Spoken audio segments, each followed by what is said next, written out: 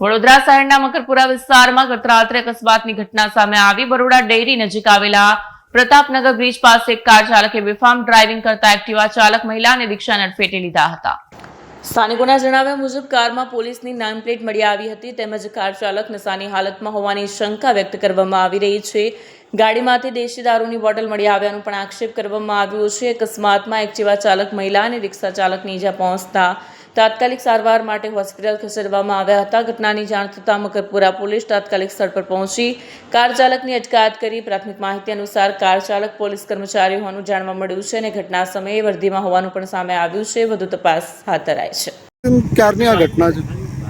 પ્રતાપનગરથી મકરપુરા રિક્ષા ભરીને જતો હતો અને આ કાર ફૂલ ઝડપે સ્પીડમાંથી આવી ડેરી બાજુથી। પોલીસ કર્મી પોતે અંદર વર્દીમાં ફૂલ પીધેલી હાલતમાં દારૂના ગ્લાસ પણ પડ્યા છે અને બાટલી વગેરે જે વસ્તુ પડે છે દેશી દારૂ બી અંદર પડે છે। એટલી સ્પીડમાં આવી કે જેટલી પાસ કરેલી ગાડી છે બધાને એને અડફેટમાં લીધા છે અને અંદર પબ્લિક પણ હતા। 2-3-4 જણને મેં 108માં જતા પણ જોયા છે। એ લોકોને લઈ જતા હતા તો હું પાછો રિટર્નમાં આવ્યો તારા ઘટના પણ પોલીસ કર્મી પોતે વર્દીમાં હતા। વિશાલભાઈ, શું કહેવા માંગશો કે જેવી રીતે દારૂની નશાની અંદર એ ગાડી ચલાવતા હતા પોલીસ કર્મી જાતે શું કહેશો?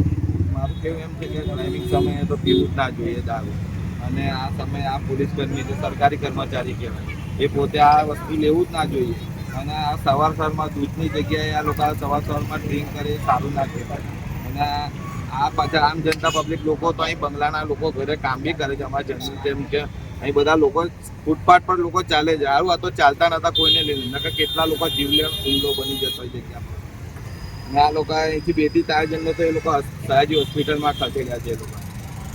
Okay, bureau report Satya TV news Vadodara.